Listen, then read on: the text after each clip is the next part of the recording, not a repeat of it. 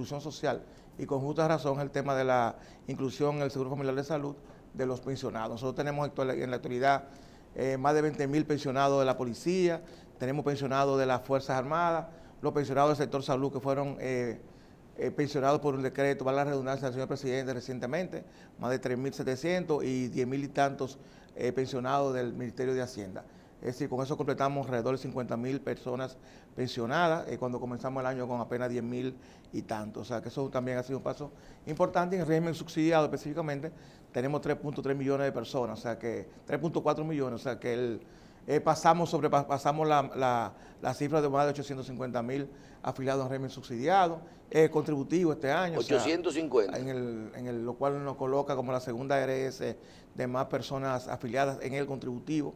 Y a nivel global tenemos mucho más del 40% de la población dominicana afiliada a SENASA en este momento. Si usted hablamos de 10 millones de dominicanos, 10.5, incluyendo las demás ARS, ¿cuántas personas podríamos decir que están? 72%, más o menos 72% de la población. O sea que tenemos 7 millones de personas 7 millones 200 afiliadas. Exacto. Y es importante esto en términos de protección social, porque recuerda que nosotros veníamos de un rezago importante. Como yo siempre he dicho, nosotros fuimos el último país que se incorporó en esta ola de reforma de la seguridad social, y nosotros cuando comenzó este sistema en el año 2007, que comenzó el régimen contributivo, teníamos apenas un 7-8% de la población afiliada del sector formal, lo que nos convertía en el tercer país de América Latina con menos personas en seguridad social. Hoy somos cuarto, quinto país en América Latina con con más del 72% de la población con algún tipo de seguro de salud. Una vez integrados los militares sí. A SENASA, ellos tienen acceso a ir a cualquier clínica, a cualquier hospital. Claro, igual, los mismos derechos, tienen un afiliado al régimen contributivo, tienen el mismo derecho los miembros de la Policía Nacional y la Fuerza Armada, ambos. ¿Qué va a pasar con los hospitales militares, el Hospital Central de la Fuerza Armada, el hospital de la Policía, que le está yendo muy ya bien. No tiene razón de ser? No, al contrario, le está yendo muy bien, porque nosotros lo que hemos hecho hemos contratado esos hospitales y les facturan a SENASA, porque sabemos que muchos de esos miembros, tanto de la Policía Nacional como de la Fuerza Armada, tenían el hábito, la costumbre, la tradición de asistir a esos centros de salud. Nosotros como SENASA lo que hemos hecho es que hemos contratado a todos, y eso ha permitido aumentar la facturación de esos centros, que hoy reciben mucho más recursos de lo que recibían antes de este paso. Por ejemplo, el Hospital de la Policía ha logrado una reconstrucción de una nueva sala de emergencia pediátrica, una sala de hemodiálisis, fundamentalmente con los recursos que reciben. Bueno, lo que pasa es que se van a convertir ya en hospitales privados. El hospital de la Policía y de la Fuerza Armada. No, porque los miembros de la Policía y la Fuerza Armada no pagan copago, o sea, ellos tienen el derecho de ahí, SENASA le paga. Sí, correcto, pero SENASA le paga a los hospitales, ya ellos no tienen que darle atendimiento gratis a nadie. Todo lo que ellos hacen, porque los únicos que pueden ir a esos hospitales son los militares. Exacto. Es diferente, también, por ejemplo, el Darío Contreras. Pero van civiles también, pero en esos casos, por también lo tenemos contratado para el régimen asociado, en esos casos ellos no le cobran a los militares, nosotros pagamos por ellos. Claro, es lo que estoy de acuerdo. Entonces ellos están recibiendo un dinero y ya están trabajando en una clínica privada, básicamente. Vamos a decir, con una autonomía financiera. Una autonomía financiera, correctamente. Y una pregunta. Yo estaba escuchando en estos días, en los últimos meses, hay muchos problemas con las sobrevaluaciones de facturas de las clínicas y principalmente de las prótesis. Sí, hay un tema. Que es un tema de donde hay médicos con venta de equipos de prótesis que se están autorrecetando ellos mismos. Hay médicos que recetan algo y las ARS le dan otra marca que no es la que quieren porque tienen algún interés en eso. Hay marcas que no tienen calidad en el mercado. Ayer estaba yo escuchando... No tenemos un boom en el mercado de ese tipo de materiales de casas comerciales. Ayer estaba yo escuchando en uno de los programas radiales que hay casas que le ponen un sticker arriba de fabricado en donde Chanel y son fabricados donde Santiago. Entonces, claro. ¿Qué se está haciendo? Porque eso es costosísimo. Recientemente hubo una queja de parte de las firmas más acreditadas en el país con ese tema, con lo llamado Casas Carabelita o Marca Carabelita, y se hizo una reunión con la CISARRIL, donde participamos toda la ARS y el Ministerio de Salud. A partir de ese momento quedamos con y se está trabajando en ese tema, que ambas instituciones van a trabajar en un reglamento, una normativa que permitiera que mejorar la calidad. Nosotros en SENASA, por ejemplo, tenemos siempre le solicitamos la acreditación de salud pública en los servicios, aquellos productos que nos venden a nosotros, y una certificación de FDA, en muchos casos que están acreditadas por la FDA, y te pasamos un proceso de calidad. Por supuesto, como usted bien señala, todo el tema de fraude en la seguridad social es un tema bien difícil. Nosotros, por ejemplo, hemos tenido casos de médicos geriatras que cuando vamos a ver los pacientes que han atendido, el 40% son personas menores de 40 años, por ejemplo, de 50 años, por ejemplo, que nos reportan. Cuando vamos a la base de datos, vemos que son personas de 50 años, por ejemplo, o que no estuvieron nunca. Por supuesto, esto no es una práctica todavía generalizada. Sí hay que llamar la atención en el sentido de que todos debemos de tomar medidas a los fines de proteger el sistema, porque finalmente son los recursos del sistema. Los recursos que aporta la gente, que aporta el ciudadano, son los que están en juego en este tipo de casos. Hablábamos hace un rato de la cantidad de afiliados, y recuerdo un ejercicio que hicimos usted y yo, o que creo que hemos hecho los últimos 2 años en este sentido. Si hoy tenemos 10 millones de dominicanos, y nos vamos a decir que nos faltan 3, sí, para que el 100% de los dominicanos tenga un seguro. Sí. Y si a Chanel Rosa le dice el presidente, yo quiero que los 3 millones que falten mañana de todo el mundo tengan un seguro contributivo, que son los mismos 3 millones que usted tiene ahora. Sí. Si a usted, vamos a decir, le duplican el presupuesto del contributivo, usted le da salud al 100% de los dominicanos, del subsidiado. No, lo que pasa es que mucha gente esa no califica para el régimen subsidiado. Tú recuerdas, Michelle, que todavía falta y esa básicamente, nosotros tenemos 2 temas importantes. El tema de documentación, de personas que no tienen documentación, es un tema de exclusión, obviamente, en el sistema en el Seguro Familiar de Salud. Y el otro tema es que no ha comenzado el régimen contributivo subsidiado, que es el que agrupa fundamentalmente a aquellas personas de trabajadores informales o trabajadores por cuenta propia. Un taxista, entonces, por ejemplo, taxista, o un médico liberal, un profesional liberal, abogado, médico, que todavía hoy día no tiene un patrón, no tiene un empleador, por lo tanto no puede ser contributivo, pero tampoco califica para régimen subsidiado. Yo creo que en esa franja es que tenemos como sistema, no solamente SENASA, sino como sistema enfatizar ya en los próximos años para lograr una cobertura que la meta gubernamental para este periodo que sea el 90% de la población dominicana. Lógicamente, sí también mejora el empleo, esa posibilidad de llegar a la universalidad de la población dominicana, va a mejorar sustancialmente. Chanel, sí. ¿Por qué SENASA en algunos casos pues autoriza el subsidiado? Sí. Por el Estado, tiene que autorizar servicio a hospitales o instituciones privadas con tarifas que duplican la que les pagan a los hospitales autogestionados? ¿Por qué razón eso puede pasar así? Primero, cuando nosotros tenemos que defender el hospital autogestionado. Eso pasa en un caso. Cuando el sector público no tiene ese servicio, porque nosotros, hay un error probablemente conceptual. SENASA no está para financiar centros de salud. La misión fundamental de SENASA es Pero pasa mucho con oncología eso. ¿Con oncología? Sí, no, le pagan más a los centros privados, a los centros... Bueno, nosotros tenemos, el principal centro que nosotros tenemos, que la gente elige, porque no es que el hospital, el Instituto Oncológico el Heriberto Peter, que la población afiliada a nosotros va con más, pero igual también tenemos contratado el centro de salud, el INCAR, que es el centro público de salud. Pero le siguen pagando el doble a instituciones. No es posible, en absoluto, no, para nada, para nada. Si pagáramos el doble, eso no podría ser posible, no podría ser posible el financiamiento, eso no.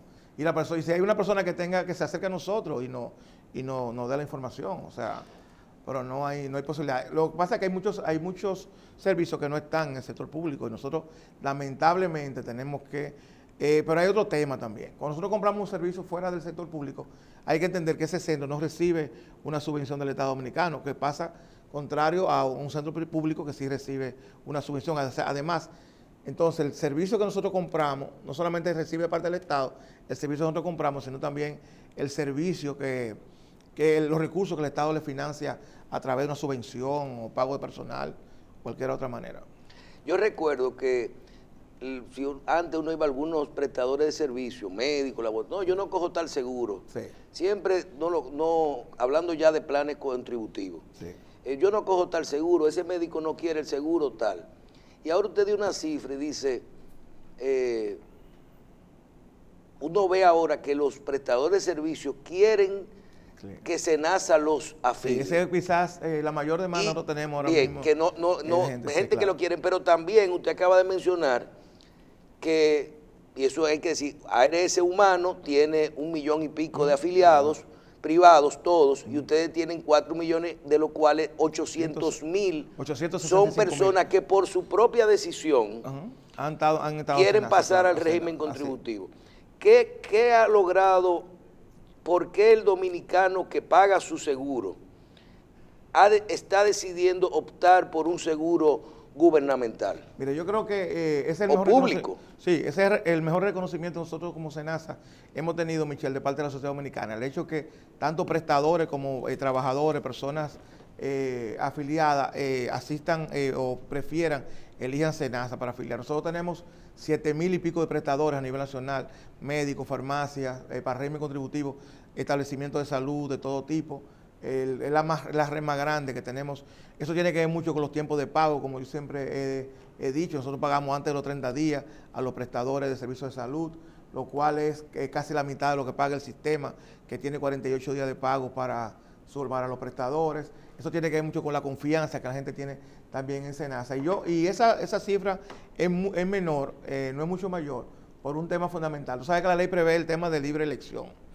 La libre elección es un sofisma. O sea, nosotros tenemos empresas privadas, no nos permiten entrar, como SENASA. O sea, yo ayer recibí una llamada de una persona, me dijo, mire, yo estaba en SENASA, pero entré en una empresa y la empresa me obligó a ir a otra ARS.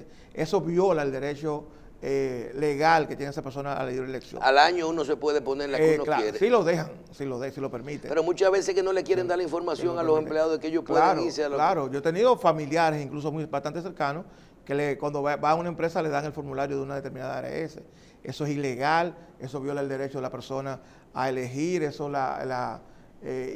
ahora somos nosotros que reclamamos que la gente tenga libre elección, pero que sea una libre elección, como nosotros hemos dicho, informada, que la gente tenga la información suficiente para tomar una decisión en base a lo que más les conviene como institución. Yo no sé si usted puede darnos la respuesta de este tema, porque puede ser que usted sea parte en el asunto, pero ¿en qué paró el tema de los empleados gubernamentales, de que estén obligados a ser parte de SENASA? Sí, a eso iba, y eso fue, ahí se enarboló el tema de libre elección.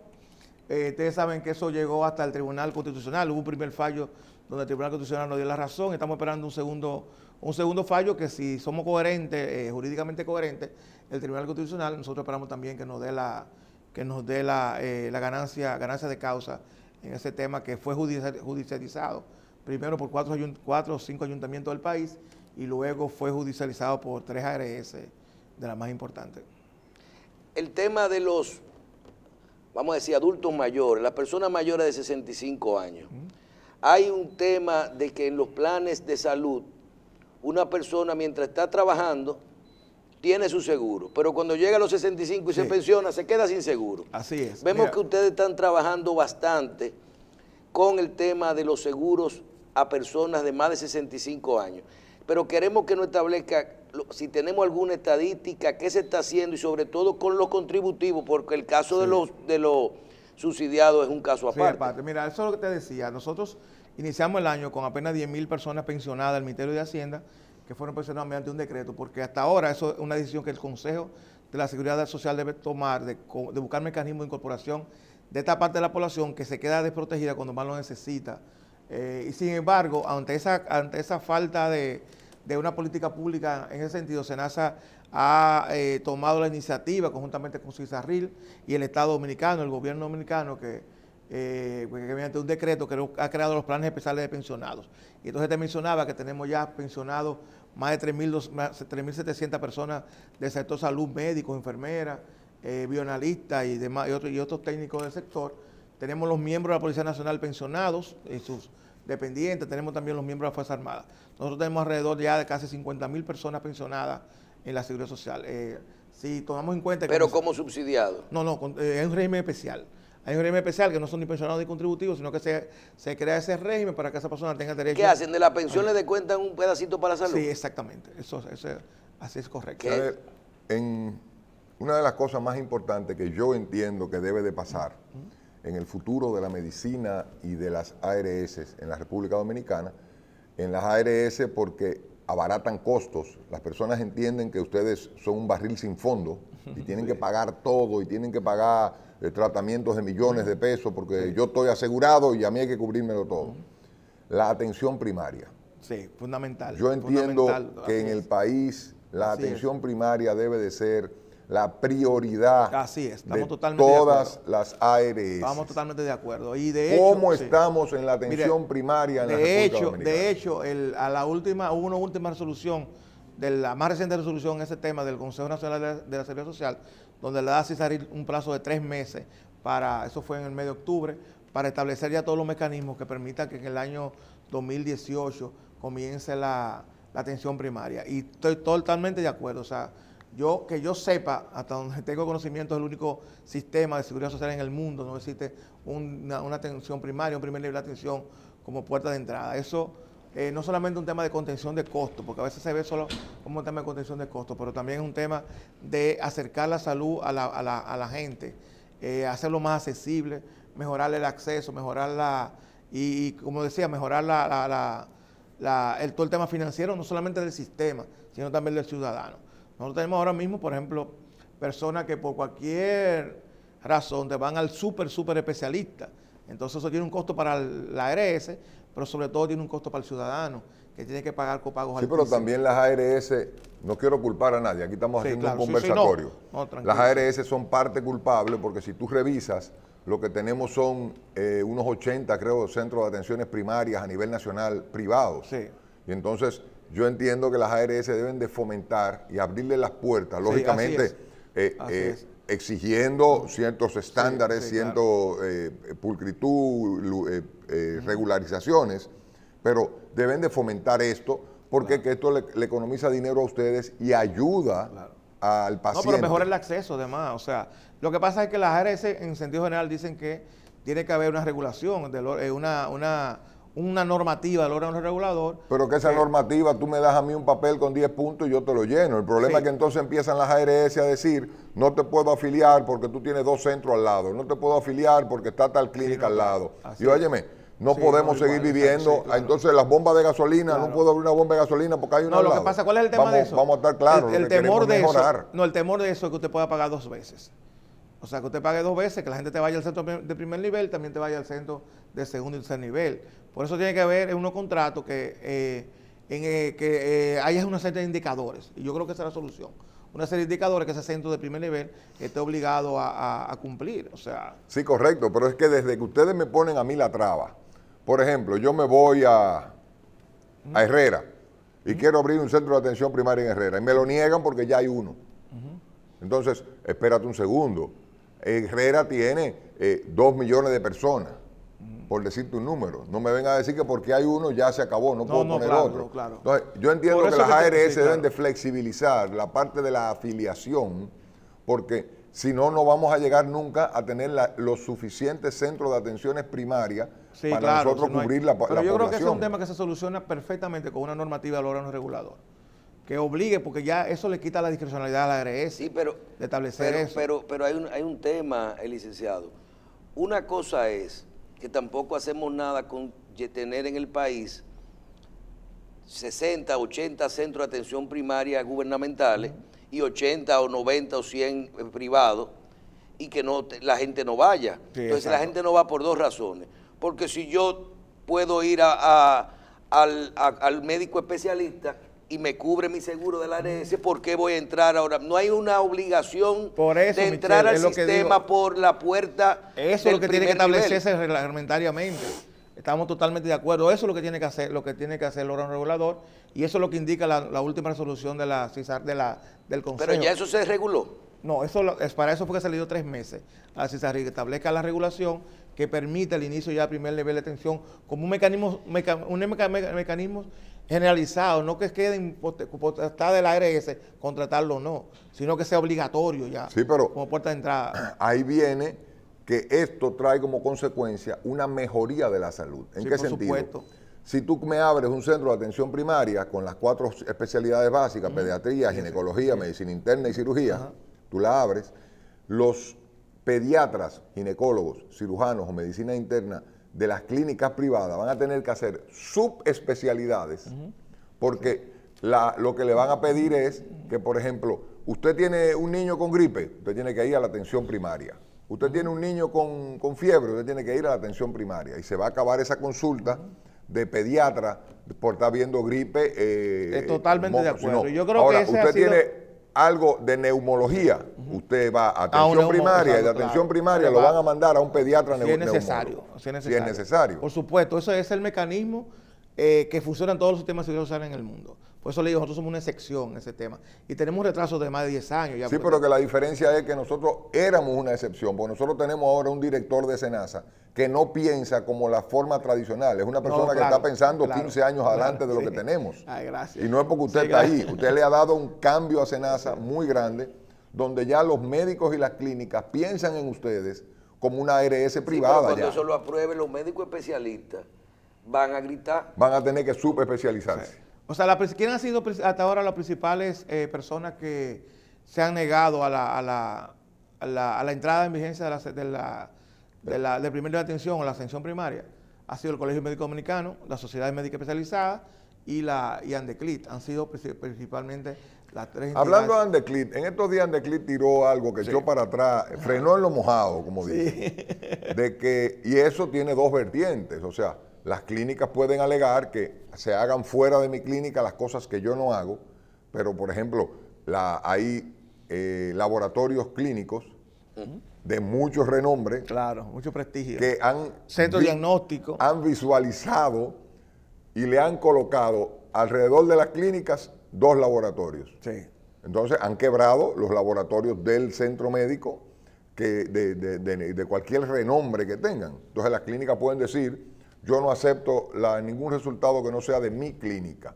¿Eso es legal? No, eso es legal. Eso es legal. Eso es ilegal. Ilegal. Sí, por supuesto. Y lo peor de todo esto, doctor, que sobre esa decisión... Pero en Estados Unidos no te lo aceptan. ¿Qué cosa? Tú llevas de Estados Unidos un hemograma de aquí y no te lo aceptan. Ah, no, por supuesto. Entonces, ¿por qué yo tengo que aceptarlo de un laboratorio? Porque si tiene la calidad... Pero te lo aceptan de un laboratorio que esté frente al hospital. Claro que sí. De allá mismo. Claro que sí, de allá. Eso iba a decir. Yo me fui y me hice una endoscopía frente al Mount Sinai. Tú te vas, y me aceptaron mi endoscopía. Tú te vas de Miami a Nueva York con los resultados y no te lo aceptan. Mira, son modelos distintos. O sea, yo creo que son modelos distintos. Por eso el sistema norteamericano gasta el 18% del PIB en salud y tiene 40 millones de gente sin seguro de salud. O sea, es el sistema más inequitativo, ineficiente del mundo. O sea, nosotros gastamos un 2 ahora mismo. Nosotros estamos gastando alrededor de un 3% y tenemos 70% de población afiliada. Estados Unidos tiene un 18%, tiene 40 millones. Bueno, tenía 40 millones antes del Obamacare. Pero con los retrocesos que ha habido... Ahora va para 50, no te apures. Exacto, va a aumentar eso. Gastando 18% del PIB más alto del mundo, que es el de Estados Unidos. No ha logrado una cobertura universal en salud. Y es por ese tipo de cosas, porque la comercialización de todo el tema de medicina, y con esto no quiero decir que y es un llamado que yo quiero hacer, porque también es preocupante el tema de ese tema en el país. O sea, el tema de que cada quien quiera sacar una tajada importante y no tener en cuenta que lo importante es el ciudadano en este tipo de sistema. Cuando usted dice... sí, el doctor Jacín tiene razón, hay que abrir todos los centros que se puedan abrir de atención primaria. Y lo que yo digo es verdad, hay que permitirle a la gente, obligarle, que si es con el seguro que usted tiene, su seguro lo obligue a entrar al sistema por la salud primaria, no por el especialista. Claro. Bien, pero hay otro tema que se llama el permitirle a las ARS algo como el per cápita. Es como que ustedes puedan asignarle vidas a prestadores de servicios determinados al 100%. Decirle al hospital tal, agarren esos 100,000 vidas que son de ustedes, como se hace con odontología, con diálisis. Eso exactamente. Es un mecanismo de pago que puede ser efectivamente posible, y de hecho en muchos países lo tienen así, donde tú le entregas una cápita a un centro de salud para el cuidado integral de tus afiliados, una cantidad determinada de tus afiliados. Mira, yo creo que cuando el afiliado dominicano se dé cuenta que puede haber un centro de primera atención, como dice el doctor, con 4 especialidades, o sea, 4 especialidades básicas, que el copago que va a pagar es mucho menor que lo que paga hoy día. O que no va a pagar. O que no va a pagar copago, que va a recibir su medicamento en casos de personas con enfermedades crónicas, fundamentalmente hipertensión y diabetes. Y su vacuna. Su vacuna, yo creo que la gente va a asistir. Por supuesto, hay lo que yo siempre he dicho, el habitante, el ciudadano del polígono central, que probablemente tú no lo vas a convencer nunca de que vaya a un centro de atención, porque tiene una característica especial, porque esa persona le gusta elegir el super especialista. Muchas veces, como me decía el otro día, solo para decir que estuvo aquí pagó 5,000 pesos de consulta. O sea, pero eso es una parte mínima de señores, recordemos que el 25% en la actualidad de los afiliados al régimen contributivo, todas las ARS, está yendo a hospitales públicos. Sí, pero hay un problema también con la expansión de los centros de atención primaria. Si yo decido hoy, voy a hacer 4 centros de atenciones primarias, sí, yo tengo que invertir muchos millones de pesos. Sí. Porque ustedes exigen, o salud pública, no ustedes. Sí, salud pública que primero salud pública, para darme la habilitación, me exige más lo que lo le exigen al mismo mismo médico que le exigen a una clínica. Idéntico. En las áreas donde yo voy a laborar. Ah, bueno, sí, las áreas, por en supuesto. las áreas donde sí, yo voy a claro, laborar, sí, claro. porque si yo no tengo Claro, cirugía no me pueden claro, decir. Ahora, en las claro, áreas donde así yo es. voy a laborar, me exigen lo mismo que le exigen a una clínica privada. Pero después de eso, yo tengo que someterme al escrutinio de las ARS, a pedirle a Papá Dios que el día que yo deposite, Chanel reciba eso. Y digo, está bien, apruébenselo. Y estoy poniendo Chanel, pues, no como una cosa contradictoria, claro, sino claro, sí. El director de la ARS o el gerente de ese departamento quiera en ese momento entender de que esa persona está cumpliendo todos los requisitos, que está habilitada, porque puede correrme el riesgo de que aún yo habilitado, ustedes no me den afiliación. Sí, puede ser. Entonces, porque yo he invertido. Porque no hay una normativa que me obligue a mí, ese afiliado, a ir a un centro de primer nivel de atención. Sí, pero entonces, entienden una cosa. Oye, ¿qué pasa? Ese centro de primer nivel de atención yo lo contrato y le doy una cápita, por ejemplo.